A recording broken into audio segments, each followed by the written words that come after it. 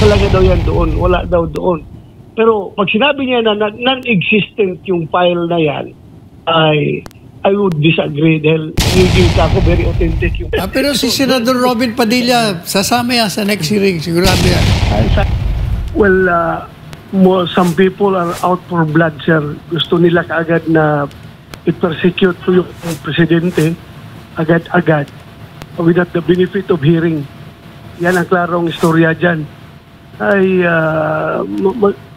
Hindi na maganda yung proseso natin kapag gano'n ang mangyari. Kaya nga tayo nag-conduct ng hearing to get to the bottom of it, makuha natin yung katotohanan. Ang purpose po ng hearing ko is this is an investigation in aid of legislation in order to come up with the proper legislations na maka-address sa issue ng leakage ng mga classified documents. Dahil alam natin, napakahalaga itong mga papel na ito. At pag ito yung nag-leak, it will cause damage to not only national security or sometimes national interest will be jeopardized pag ganun ang gagawin ng mga tao natin. So, yun po ang purpose ng hearing natin. Hindi po ito investigation in aid of persecution. I-persecute agad natin yung tao.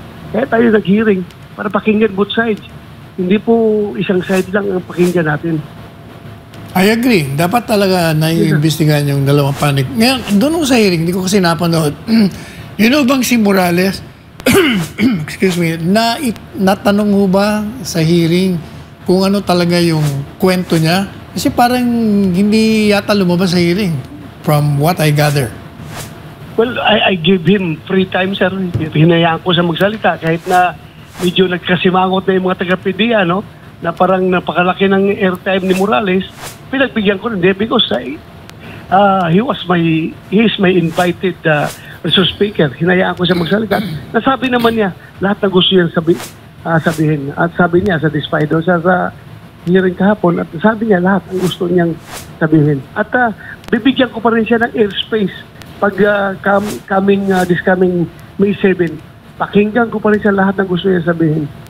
Senator Bato, yun po bang Morales, hindi ba meron siyang sinasabing boss niya, yung head niya? Naimbitahan din ho ba yun? Yung immediate boss niya? Nandoon. At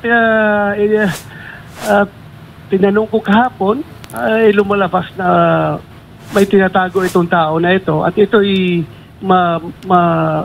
ma-discover natin ngayon kung lalabas yung inibitahan natin na isa pang former PDEA employee na kasama niya doon sa usapan nung sila nag-usap ni Morales before the hearing. Hindi niya... Sino siya, Senator Ronald? Sino itong immediate boss ni Mr. Morales? Nakalimutan ko yung pangalan siya. Si Director... i-check ko lang muna sa record ko basta isang director, yung director ng Intelligence and Investigation Division ng PDEA. Hanggang ngayon ba nasa pwesto pa siya? Andyan pa siya hanggang ngayon. Andyan pa. At siya humarap kahapon. Medyo yung demeanor kanya, medyo hesitating sa kanyang mga sinasabi. But tatanungin ko pa rin siya ulit next hearing.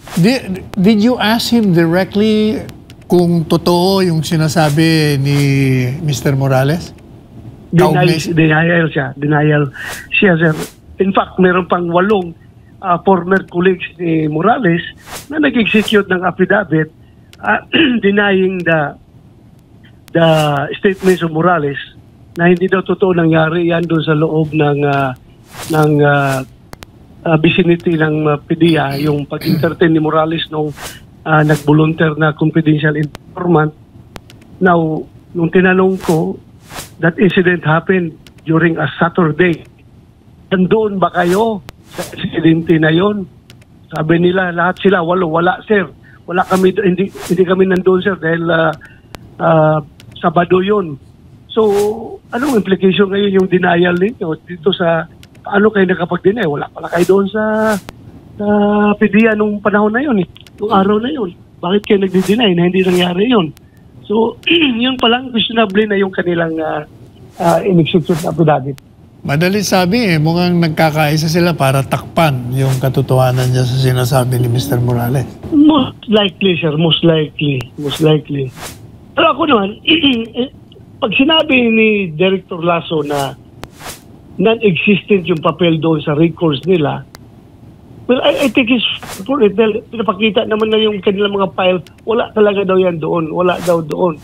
Pero pag sinabi niya na non-existent yung file na yan, I would disagree dahil nakikita ko very authentic yung papel kahit na ang nakita natin ay kuwan lang, no, yung soft copy lang.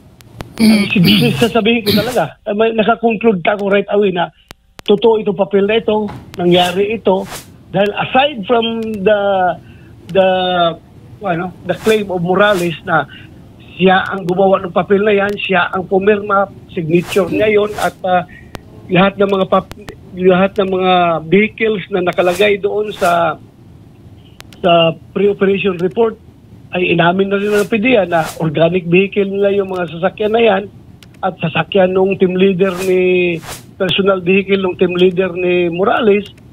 So, klaro kayo, aside from that, nakita ko na kung claim nila na AI generated or gawa lang sa computer yung papel na yan, I would disagree because nakita ko yung soft copy na yon kung may nakalagay doon na tatak na confidential, no? May marking sa confidential, nakita ko doon sa letter C at saka sa letter A yung markings ng butas ng puncher, yung magbutas ka ng puncher para ipasok mo sa passenger yung dokumento, yung papel.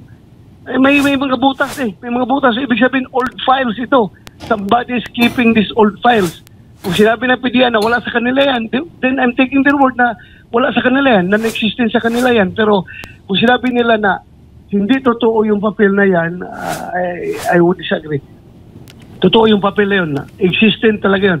Pero kung sino ang may hawak ng papel na yan prior to its divulging to the social media, that remains to be uncovered by our investigation.